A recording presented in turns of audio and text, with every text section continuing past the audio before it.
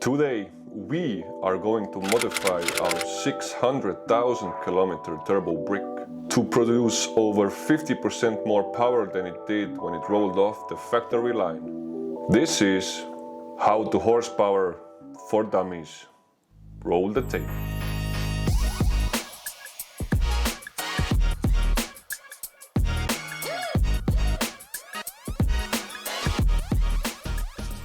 If this is the first time you're seeing the Volvo, go watch our previous video where I go over everything good and bad about daily driving a brick.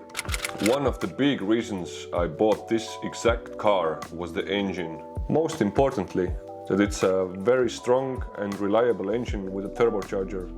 This means that it's quite easy and safe to raise the power output.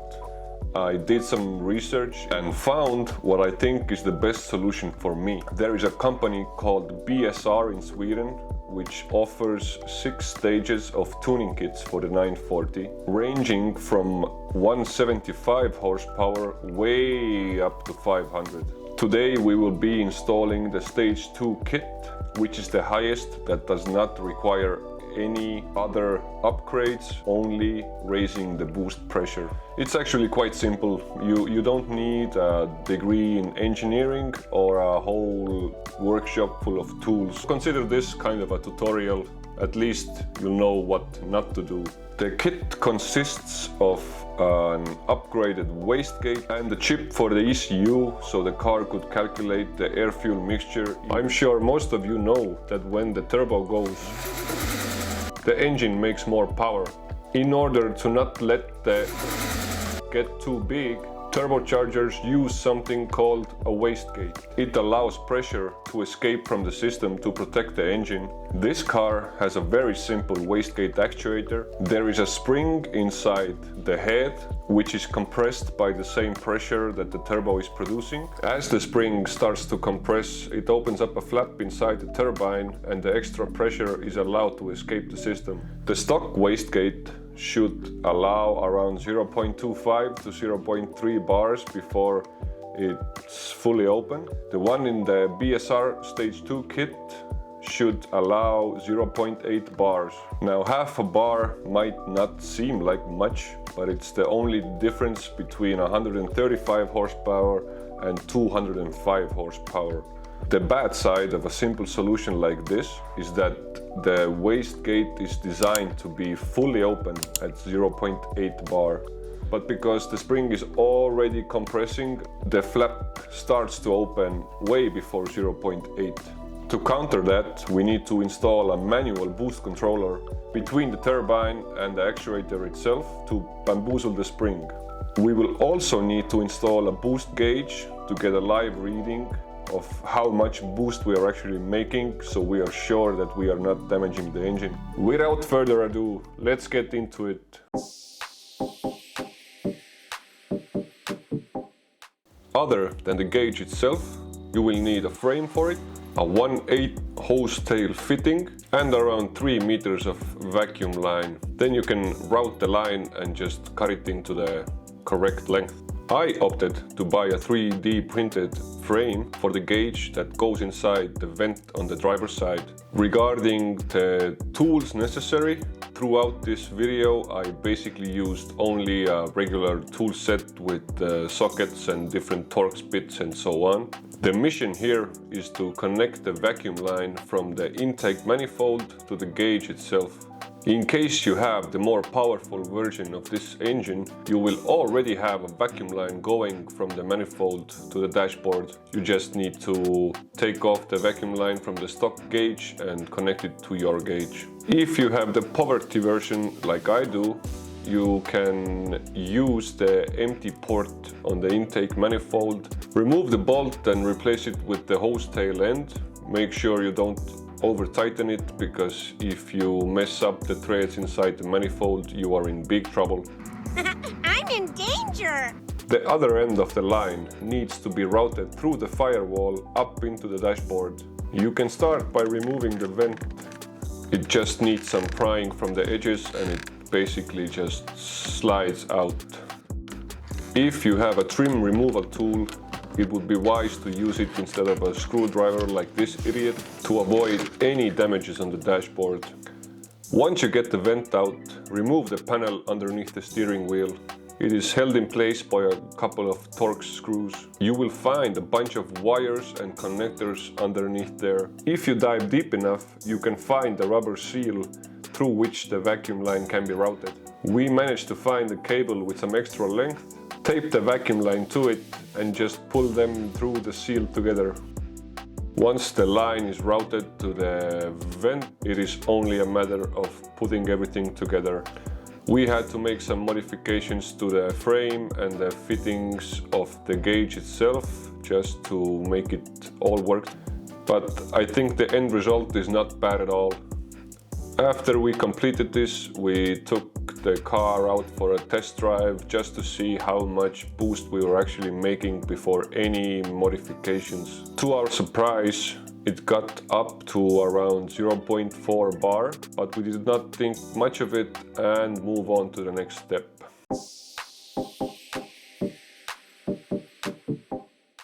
The wastegate actuator can be found on the left side of the engine underneath the turbocharger. And before you shove your hands down there, please make sure that the engine is cooled down. For easier access, remove the charge pipe coming from the air box going down to the turbo. The actuator is right below the turbo. It's held in place with a bracket and 3 bolts on one end. On the opposite side, it's attached to a rod with a safety pin.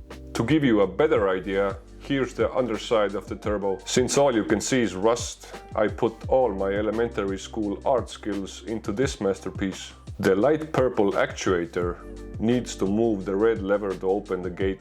It's attached by a little green rod and the yellow safety pin that goes through it. The best way I could describe removing the actuator is to just wiggle it until it pops off. We also cut through the short vacuum line because the brackets were quite rusted and we had plenty of new vacuum lines. Do not lose the pin, because the new actuator does not come with a new pin. Do not lose the pin. We dropped the pin and lost it. Fortunately, Sten was kind enough to remove a safety pin from his floor jack, and that seemed to do the trick. After we removed the old actuator, I noticed that it's also produced by BSR. At least it was rated for 0.6 bar, so my purchase wasn't completely unnecessary. This also explains the higher boost that we measured during the test drive. We did our best to match the length of the actuator rod to the old one and installed the new one by doing everything backwards. I also noticed that the charge pipe had seen better days. To make it last until the new one arrives, we wrapped it in some aluminium tape and hoped for the best. Congratulations! You have just somewhat successfully installed a new wastegate actuator. The upgraded chip can be installed by just plugging it into the ECU instead of the old one. The ECU is located under the dashboard on the passenger side.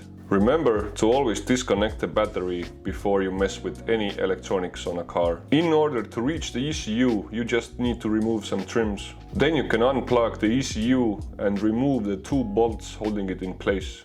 To remove the cover on the ECU, you need to straighten out the clips holding the lid. This can be easily done with a screwdriver and some pliers. After you remove the lid, you can see the chip in the corner of the ECU under a plastic cover. Carefully remove the cover by prying and pulling on it. Now you can see the chip itself. There is a small notch on one side. Take note where it is, because the new chip must be installed facing the same direction.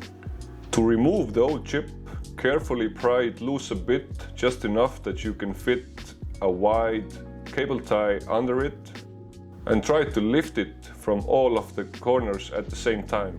To install the new chip, just line up all of the feet and press it into place. Put everything back together, connect the cables, and that should do it. There was a small problem.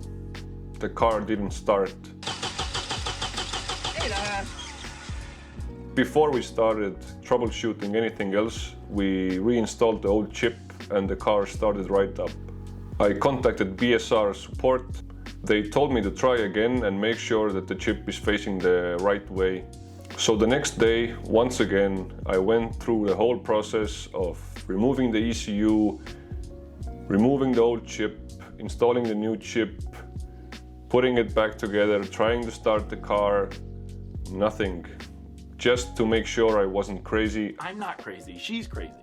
I'm not crazy, she's crazy. I installed the chip the wrong way and still no luck. Turns out the chip they sent me had too much memory and the ECU couldn't read it. So they agreed to send me a new one for free. Once it finally arrived, I was so excited to install it that I managed to break off one of the feet of the old chip inside the ECU. After some swear words, I went home and brought some very thin pliers. I tried to get the broken piece out. I somehow managed to do it. I installed the new chip and fortunately the car finally started. Yes. With the BSR kit now installed, the boost gauge got up to 0.55 bar. To reach 0.8, we need some manual boost control.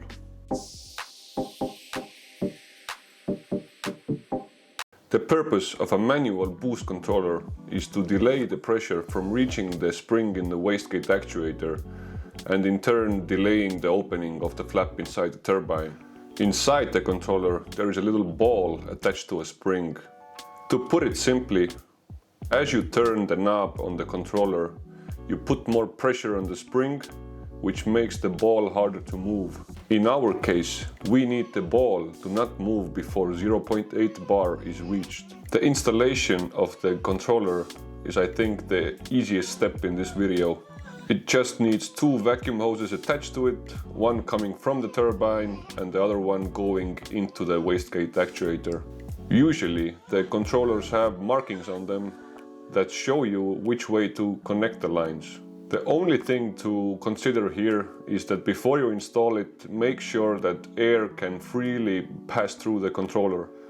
Otherwise, you run the risk that the setting on the controller is already too high and the pressure will be too much for your engine. I purchased my controller quite a while ago. As I was installing it, I kept thinking that I need something of a higher quality or at least with the correct spelling. Anyway, with the controller now installed and more or less secured, I took the car for a test drive and calibrated the controller step by step so 0.8 bar would be achieved.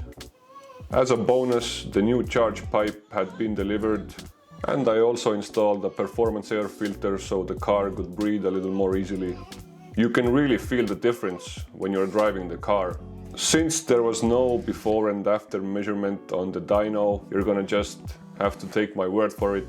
I have been driving around for around a month now after all of this and nothing has blown up yet, so I would consider that a success.